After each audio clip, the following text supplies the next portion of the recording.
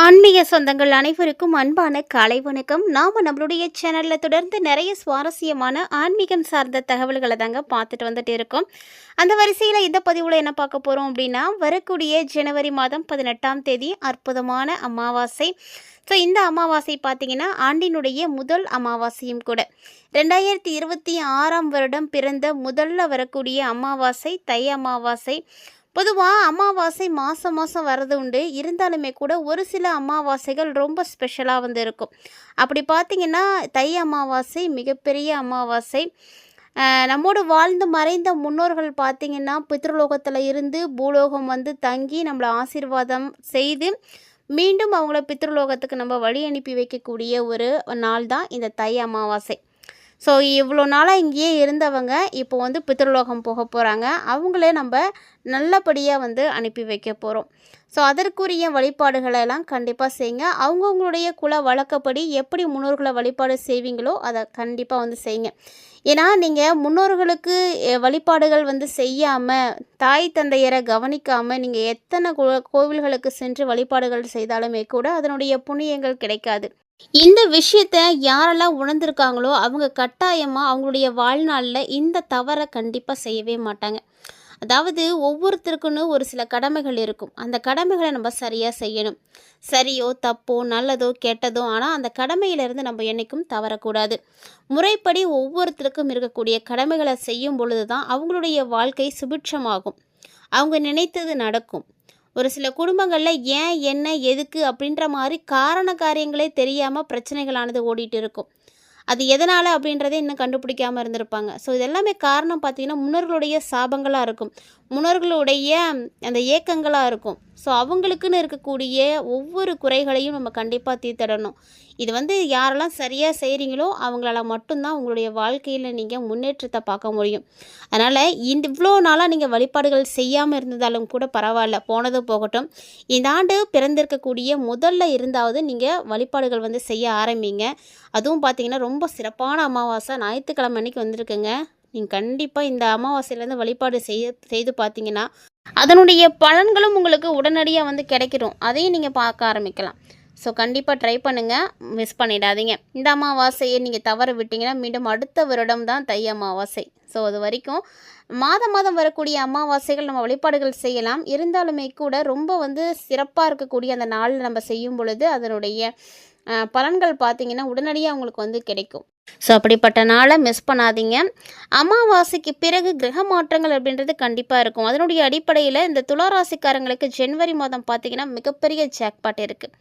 So கட்டாயமாக இந்த ஆண்டு பார்த்திங்கன்னா உங்களுடைய பல்வேறு விதமான எண்ணங்கள் கனவுகள் எல்லாம் நிறைவேற ஆரம்பிக்கும்.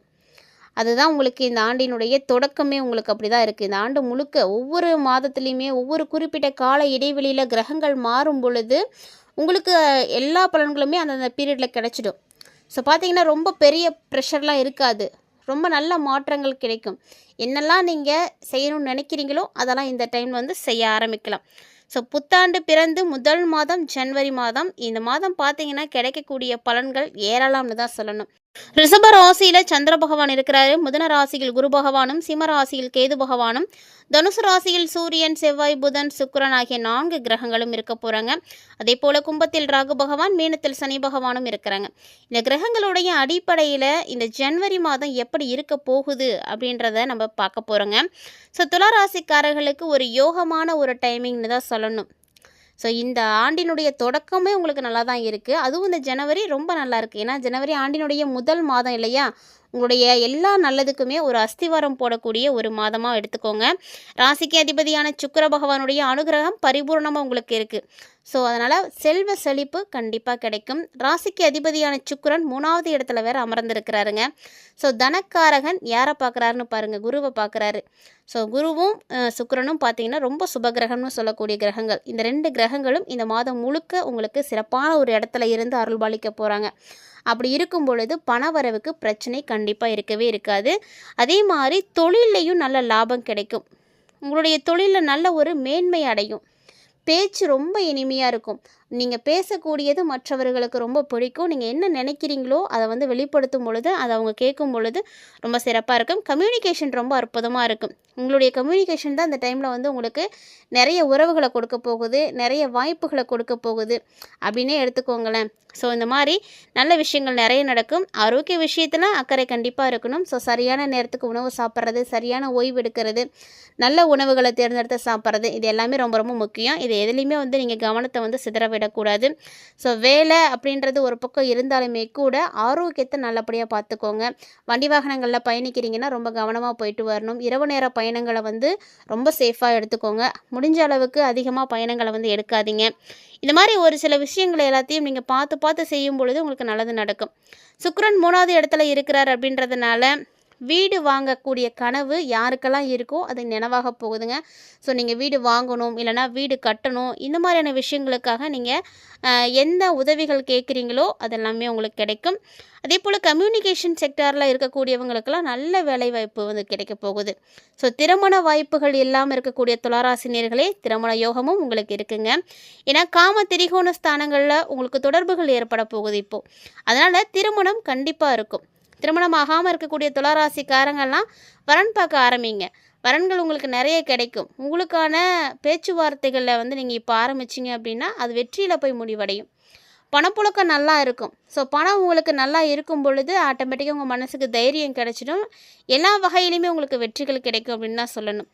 தைரியத்தை கொடுக்கக்கூடிய வகையில் உங்களுக்கு எல்லா விஷயங்களும் செயல்படும். 8வது இடத்துல சந்திரன் இருக்கிறார் அப்படின்றதுனால கண்டிப்பாக பயணத்தில் கவனமாக தான் இருக்கணும். நீங்கள் கொஞ்சம் தூரம் தான் போகிறோம் அப்படின்னா கூட ரொம்ப கவனமாக போயிட்டு வரணும்.